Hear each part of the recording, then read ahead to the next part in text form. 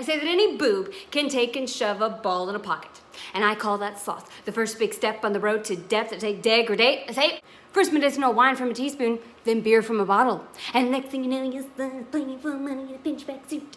Hey friends, today we are talking about when it's okay to break historical accuracy in your historical fiction novel. Right off the bat, I'm gonna say, historical fiction is a very difficult genre to write. It is not easy. Everyone's heard of writer's block, but when you're a historical fiction writer, you get another kind of block in addition to writer's block. You get research block. And that research gets even more difficult, especially the further back in time you go. There are several reasons for this. Things get lost over time, documentation. Sometimes people didn't record certain types of information back then, or sometimes there's a cultural bias. Basically, because time travel does not exist yet, it's pretty much impossible to write a 100% historically accurate novel, and there is a lot of guesswork involved. Today, I'm going to be going over just minor details that can make sure that your historical setting comes across as believable and real.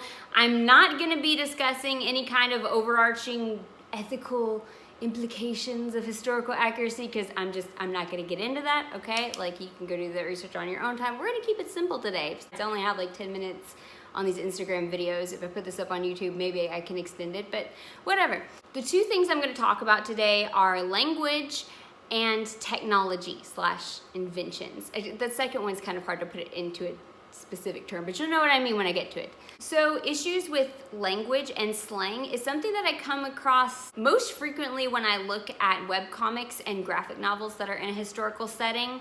Also, I just want to say, like, don't get offended by this. I love reading webcomics and graphic novels with historical settings because it combines two of my favorite things, and that's history and art. Even when I do see some of these inaccuracies, it doesn't, like, I still love them, okay? So please don't be too offended. This is just me offering my some constructive criticism, but I've seen a lot of Regency and Victorian era stories using some really casual modern language. And for me personally, there tends to be like a break when I read that in a story. When I see a man in some fluffy pantaloons and he's saying, okay guys, let's go. There's a break for me. It's for me personally, it is jarring. It pulls me out of the setting. It pulls me out of the story. Like, it sticks out to me.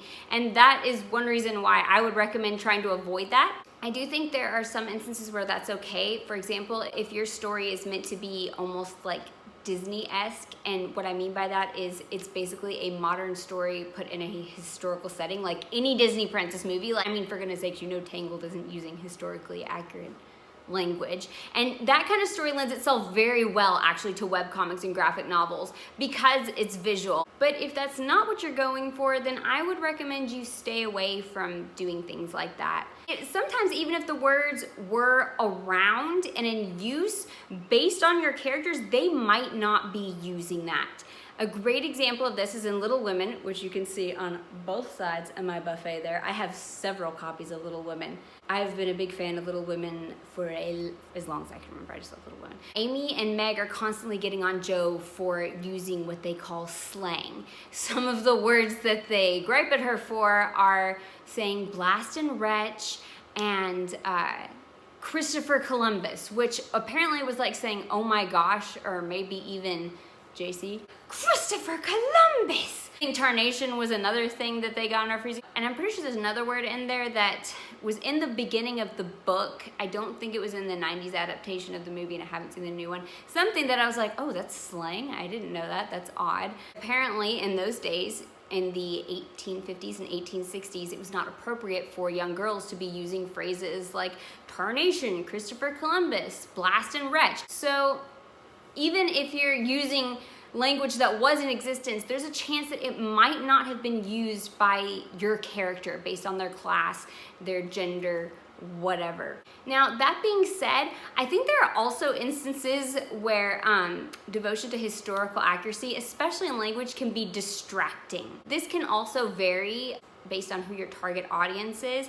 But a great example of this is a cinematic example, but whatever. If you saw the Coen brothers remake of True Grit, there's a chance that you're one of the people who were driven crazy by the fact that they were not using contractions in their language. I'm pretty sure True Grit took place in the 1890s. I also feel like I looked this up and they said 1900, whatever. They had the big sleeves. The big sleeves and the high collars were like 1890 to 1900. So I think there were even like some debates on whether that was really true or not, because you can look at the written language and they might not be using contractions because people tended to write more formally, but in their everyday speaking language, it's possible that they did use contractions. That's one of those examples where you kind of hit a research block and you have to guess. But in this case, there are a lot of people who it just drove them crazy to hear that, and they couldn't enjoy the story because of it. How can you make sure that you're using language that is time period appropriate and also not distracting in your novel? Well, there's a few things you can do.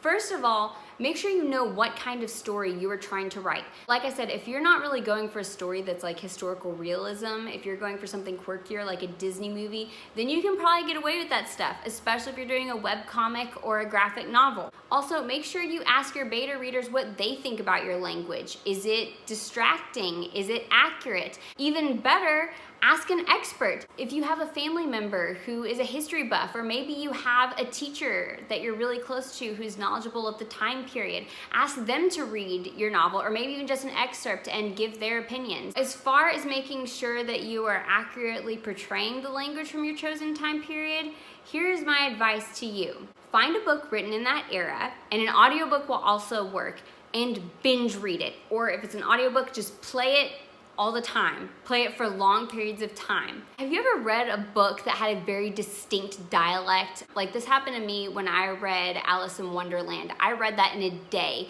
The rest of the day, my brain was thinking in that pattern. My thoughts, I kid you not, they were just stuck in this like Victorian dialect. It was really odd. So I've talked about this before with other people. It is a thing and it does happen, but if you're writing a historical novel, it really helps. For example, when I was writing my 1880s and 1890s scenes in The Glassblower, I would turn on a Dracula audiobook and just throughout the day, throughout the weeks, just listen to random chapters while I was doing other things, just to like brainwash myself into that language. It's kind of like, you know how they say when you want to learn a foreign language, the best way to do it is completely immerse yourself in it. Also, if you can find like an epistolatory novel or a diary novel, like a novel is like written like diary entries like Dracula, it's even more helpful because you're getting like the perspective of someone living in that time period.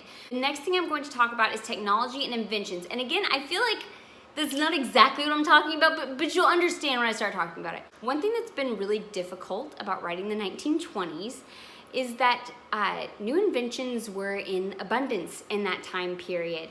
And there are also some things that you would expect to be invented that were not invented. Or lots of times I like to reference songs from the period in my works, and then I'll write that down only to find out it wasn't actually published until a few years later. One of those examples is A Russian Lullaby by Irving Berlin. If you know anything about The Breadwinner, there are just so many reasons why I want to use that song, but it was published really late in the time period. Well, guess what? I plan to daggone use it. I think it's gonna be in The Starcatcher in a scene in 1923. Well, if I remember correctly, it wasn't published till 1928, but whatever, because that's not a huge leap. Not a lot of people would know that off the bat. And it works so well. And I'm going to get into why this is okay, right? So, sidetrack. There are two things I have learned about how to break this rule. One, the further back in time your novel takes place, the easier and more acceptable it is to break this rule. That being said, don't overdo it and don't do it too much. Although if you're doing something like in the medieval period and it takes a lot of guesswork, I think that's acceptable. I think a truly great example of this can be found in Meredith Willson's musical, The Music Man, which if you know me, you know I absolutely love that musical. That's a show that was written in, I believe, 1958, but the story actually takes place in 1912. The song You Got Trouble is seriously like a love song to history nerds everywhere. I love that song so much, and one of the reasons why I love it is because the historical references to the period are just flying off the shelves in that song. I mean, it's almost like if you don't know anything about the time period, you listen to that song, there's a lot of stuff that you're just like, I have no idea what he's talking about in that song. But if you know it, it's just like, nerdness, exhilarating. However, there are actually a few things he mentions that weren't actually around in 1912. They came a little bit later. The first thing he mentions is Bevo. If you don't know what Bevo is near beer. In other words, it's non-alcoholic fake beer. It was invented by Anheuser-Busch in 1916 and it was pretty much popular between 1917 and 1918. I would imagine it was popular during Prohibition too, but I didn't exactly read that at the time. I feel like that was in a Ken Burns documentary though. The other thing he mentions is a children's magazine, maybe more like a teen magazine, known as Captain Willie's Whiz Bang. That would not come into publication until 1920, and this is 1912. It was basically a raunchy, middle school aged humor magazine that was aimed at young men. Despite the fact that these things didn't actually exist yet, they really weren't that far ahead in the future. But if you listen to the song and the context, it works. It's so perfect.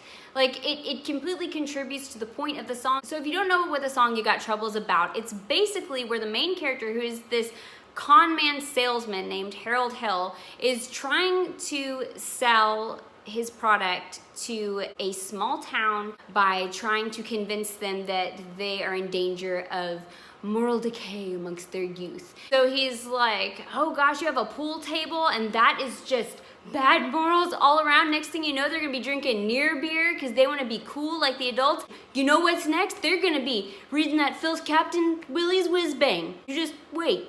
You got trouble, my friends. It's also possible, because I've experienced this so many times, I feel like I can kind of step into Meredith Willson's shoes with this, and this may not have been what happened, but it's possible that she kind of had that idea, and Meredith Willson's a guy, isn't he? Meredith Willson is in fact a man. This just in, folks. So I feel like what probably happened was he kind of had this idea in his head of a raunchy magazine they would have been reading, and he probably couldn't find a good 1912 equivalent. Even if it existed, it's possible it was hard to track what it might have been, especially, I mean, he wrote this in 1958, so it's not like he had Google. And so he just kind of stretched it and put it in there. The reasons why this works, like I said, it works within the context. It wasn't that far ahead into the future. It takes place a pretty long time ago. For the 1950s, I guess it wasn't too long. It's also a detail that not a lot of people are gonna notice unless you're an expert. This is something that my husband has to remind me of all the time when I'm writing my books, because I have a tendency to be really hard on myself with historical accuracy. There are just so many times where he's like, Morgan, no one is going to notice that unless they're an expert. And I don't want to just pull that out as an excuse, but there are some things like the song A Russian Lullaby, which I'm dying to use in the Starcatcher, and I will use in the Starcatcher. It wasn't written until 1928, but I don't care because it fits the context so well. An example of something like this where I chose to break with historical accuracy was there's this scene in The Glassblower where, I don't want to give anything away, but there's something that Pasha and Faina are just dragging out this subject, and it's causing problems and it's causing drama. Lydia says, you all are still going on about this? And Staccato's like, teenagers. If you watched my last video, the word teenagers didn't even exist yet in the 1920s, but it did exist in the 1930s. And again, that's not a big leap. However, you won't find me using it frequently in the series. I'm not going to use it in everyday language because it was not in existence yet. I really just used it for humor.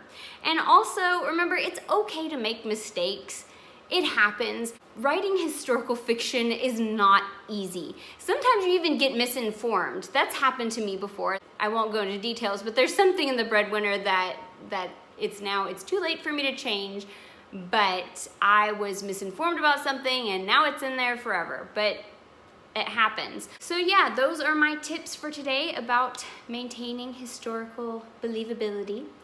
And I hope you guys enjoyed that, and I will see you in my next video. Don't forget The Glassblower comes out April 18th. It is now on Goodreads, so if you have a Goodreads account and you want to help me out, you can go to my book, The Glassblower, and add it to your want to read list. And while you're at it, you can also add the